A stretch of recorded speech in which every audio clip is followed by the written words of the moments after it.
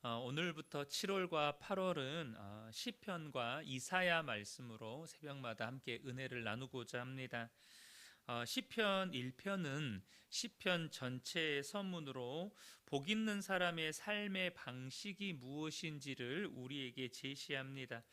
여러분, 시편을 보면 이 시편의 대부분은 표제가 붙어 있습니다. 그러니까 예를 들면 다윗의 시, 아삽의 시, 고라 자손의 시 이런 식으로 표제가 붙어 있고, 또 이렇죠, 역사적인 상황을 밝히는 이런 표제도 붙어 있는 경우도 많죠. 그런데 오늘 본문 시편 1편을 보면 표제가 없어요. 물론 이제 2편과 시편 1편이 시편 2편과 짝을 이루어서 둘 다 이렇게 표제가 없는데요. 이렇게 시편 1편과 2편에 이렇게 표제가 없는 것은 이 시가 특정 인물의 개인적인 고백이 아니라 시편 전체의 문을 여는 서문으로 편집되었다는 뜻입니다. 또한 거기에서 그치지 않고 시편은 시잖아요. 특별히 찬양으로 찬양 노래로서 지어진 시들이 참 많습니다. 그럼에도 불구하고 이것은 단순히 시편 1편과 2편이 짝을 이루어서 표제를 붙이지 않는 것은 이 시편이 단순한 찬양 모음집이 아니라 말씀 묵상의 책이라는 뜻입니다. 이 시편 단순히 노래가 아니라는 거예요. 시나 노래가 아니라는 것입니다. 먼저 그럼 본문의 내용을 살펴보면, 본문은 복 있는 사람은 이라고 해서 이렇게 시작이 됩니다. 누가 복 있는 사람인지를 이렇게 정의하는 것이죠. 시편의 시작이 복일 만큼 복은 시편의 혹은 말씀 전체의 중요한 성경 말씀 전체의 중요한 주제가 됩니다. 1절과 2절을 보겠습니다. 복 있는 사람은 악인들의 꾀를 따르지 아니하며 죄인들의 길에 서지 아니하며 오만한 자들의 자리에 앉지 아니하고 오직 여호와의 율법을 즐거워하여 그의 율법을 주야로 묵상하는도다라고 말씀합니다.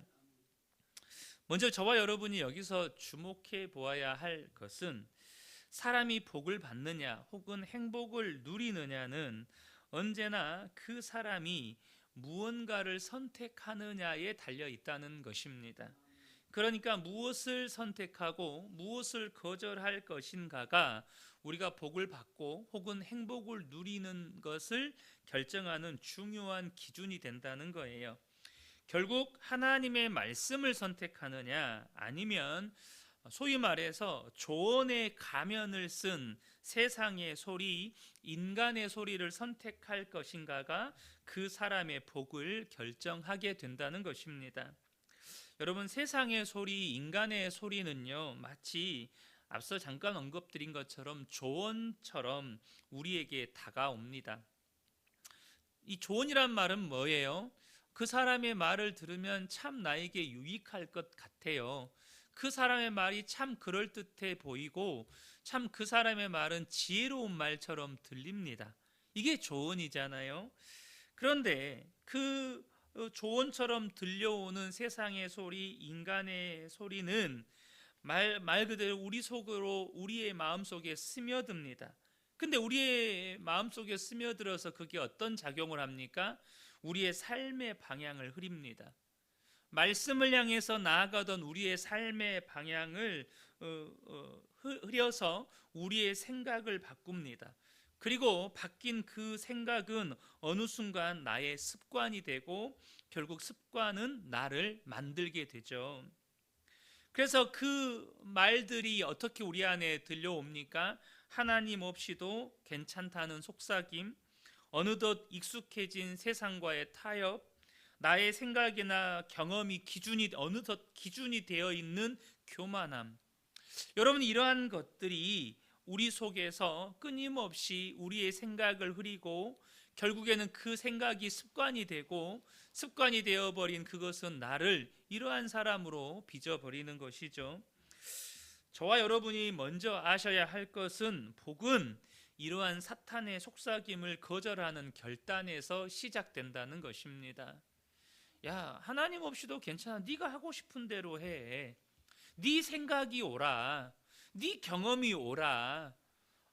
네가 하고 싶은 대로 하며 사는 것이 인생의 최고의 행복 아니겠냐. 이처럼 이러한 사탄의 속삭임을 거절하는 것에서부터 여러분 복이 시작된다는 거예요. 그러면 뭘 선택하는 거죠? 그것을 거절하고 뭘 선택하는 것입니까? 선택은 단순합니다. 말씀 앞으로 나와 말씀을 가까이 하는 것, 말씀을 읽는 것, 읽는 말씀을 넘어서 말씀을 읽는 것에서 넘어서서 말씀 앞에 머무는 것. 여러분, 단순한 하나님에 대한 지식이나 정보가 아니라 그 말씀을 삶의 방향으로 삼고 말씀이 가리키는 방향으로 한 걸음 한 걸음 나아가는 것입니다. 사랑하는 성도 여러분, 저는 오늘 이 새벽에 우리 성도님들이 이 기도의 자리에서 스스로 자문해 보시기를 바랍니다. 나는 오늘 어떤 말을 나에게 허락할 것인가? 나는 어떤 생각을 거절할 것인가? 말씀은 오늘 하루 나의 삶의 기준인가? 아니면 그저 참고 자료인가? 여러분 스스로 자문하셔야 한다는 거예요.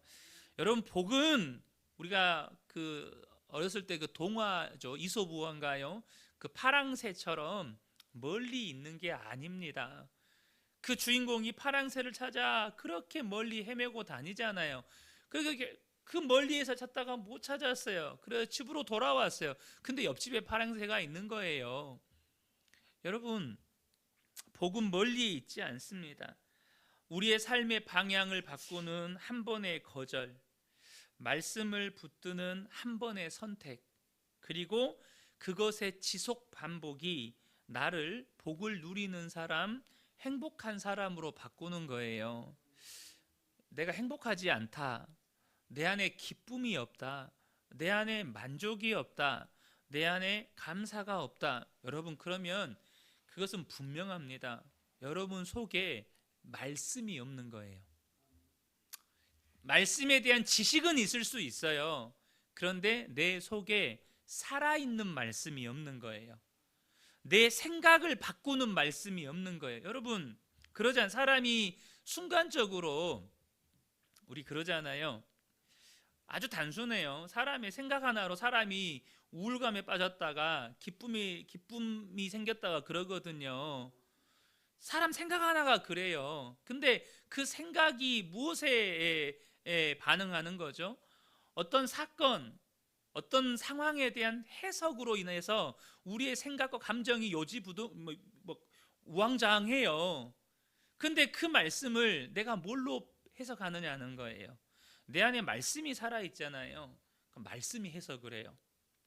그 상황이나 그 사건을 살아있는 말씀이 해석을 해요. 근데 내 안에 말씀이 없잖아요. 그럼 뭐가 해석을 해요? 내 생각과 내 감정이 해석을 해요. 내 생각과 감정이 그 상황을 해석하고 어떤 그 사건을 해석한다고요. 그럼 어때요? 내 감정이 곤두박질 치는 거예요. 순간 내 감정은 곤두박질 치는 거예요. 입에서는 막 심하면 막 쌍욕이 나오는 거예요. 사랑하는 성도 여러분, 여러분의 마음 안에, 여러분의 심령 안에 말씀이 살아있게 되시기를 예수님의 이름으로 축복합니다. 오늘 하루 이 새벽에 들었던 말씀 시편 1편 멀리 가지 마세요. 시편 1편 1절부터 6절 짧잖아요.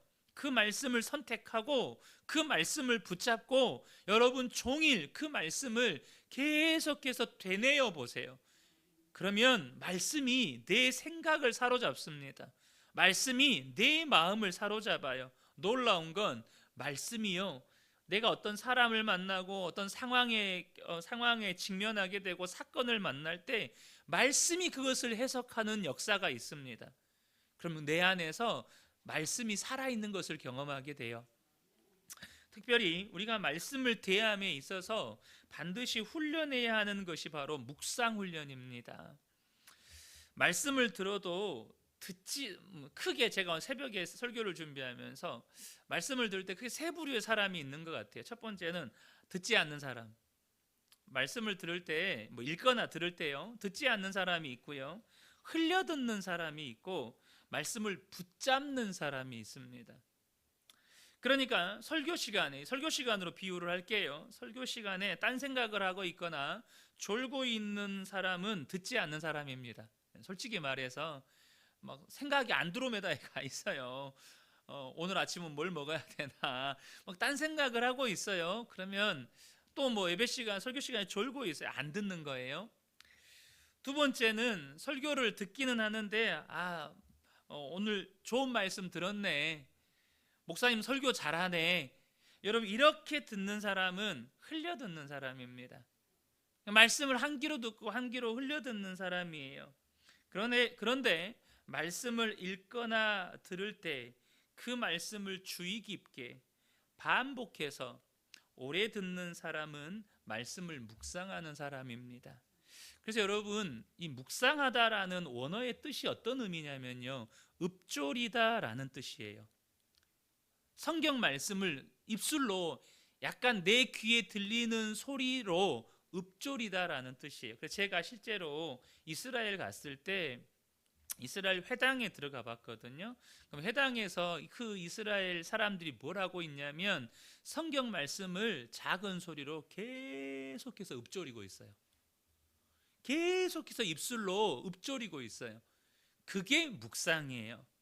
근데 우리는 어때요? 말씀을 한번 들으면 들은 것으로 끝내버려요. 그것은 흘려듣는 겁니다. 그냥 오늘 말씀 들었네, 이걸로는 끝나버리면 그건 흘려듣는 거예요. 오늘 설교, 주일에 예배에 참석해서 오늘 설교 말씀 들었네, 이건 흘려듣는 거예요. 그럼 졸고 있거나 딴 생각하고 하신 분들은 아예 안 듣고 가는 거죠. 여러분 꼭 기억하시면 좋겠습니다. 말씀을 들을 때 귀로 시작해서 마음에 머물고, 이 마음에 머문 말씀은 내 생각과 감정을 바꾸고 마침내 내 선택을 바꾸고 삶을 바꿔요. 그래서 여러분 꼭 여러분 자신을 돌아보시면 좋겠습니다. 나는 지금 말씀을 어떻게 대하는 사람인가? 말씀을 듣지 않거나 말씀을 흘려듣는 사람은 결코 믿음이 자랄 수가 없습니다. 오늘 이 새벽에 이 자리에 나오신 거 너무 귀하시지만 오늘 이 말씀을 듣는 것으로 끝나버리면 믿음이 자라지 않아요. 여러분, 반드시 말씀을 들으셔야 믿음이 자랍니다. 로마서 10장 17절, 그러므로 믿음은 들음에서 나며 들음은 그리스도의 말씀으로 말미암았느니라. 말씀을 일단 들으셔야 돼요. 근데 들은 말씀을 붙잡으셔야 돼요. 나는 말씀 앞에 머무는 사람인가? 그저 말씀 앞에서 시간을 허비하는 사람인가? 말씀을 듣는 시간에 졸거나 흘려듣는 사람은 그저 말씀 앞에서 시간을 허비하는 사람이에요. 근데 그 말씀을 계속해서 마음속에서 되새기면서 그 말씀을 읊조림으로 묵상하는 사람은 말씀 앞에 머무는 사람이에요. 그 사람이 믿음이 자란다는 것입니다. 우리가 흔히 말씀을 읽고 듣는다는 표현을 쓰잖아요. 근데 이 말씀을 읽고 들을 때 그것은 이 말씀을 듣는 이 시간이요, 일방소통의 시간이 아닙니다. 말씀을 읽고 듣는 순간 여러분, 말씀이요 내 생각과 부딪혀요. 내 생각과 부딪혀요. 여러분, 우리의 삶이 온전하지 않잖아요. 내 생각이 말씀과 다른 게 많잖아요. 그러니까 말씀을 들으면 내 생각과 부딪혀서 말씀이요 우리 안에 감추어졌던 어떤 숨은 생각, 숨은 죄들을 막 들추어 내시거든요. 우리의 잘못된 생각들을 말씀이 막 교정을 하시거든요. 그러니까 어때요? 말씀이 우리 안에서 막 부딪힘이 생겨요. 소위 말해서 우리 안에서 믿음의 갈등이 일어난다는 것입니다. 그러면 그 갈등 속에서 뭐가 일어나죠? 대화가 일어나요.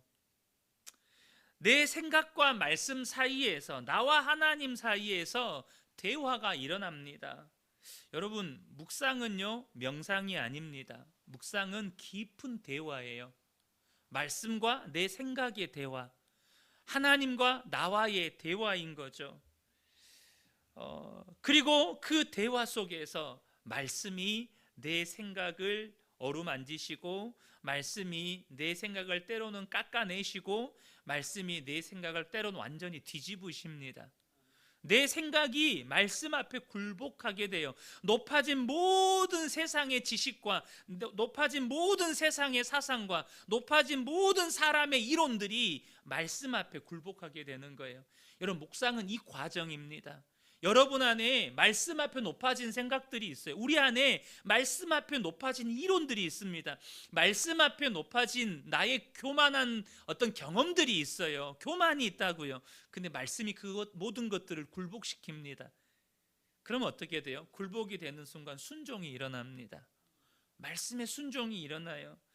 사랑하는 성도 여러분, 오늘 하루를 살아가실 때 오늘 이 새벽에 우리가 읽었던 시편 1편의 말씀 가운데 단 한 구절이라도 이 말씀 붙들고 천천히 끝까지 들으면서 또 생각하고 읊조리면서 하나님과의 그 깊은 대화 속에서 여러분의 생각이 말씀 앞에 엎드려지게 되고 생각이 말씀 앞에 굴복하게 되어지고 순종으로 응답해 가시는 저와 여러분 되시기를 축복합니다.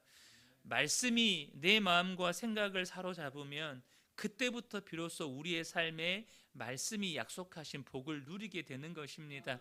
이 새벽에 함께 예배드린 우리 모든 성도님들 가운데 이 복이 충만하게 임하시기를 예수님의 이름으로 축복합니다.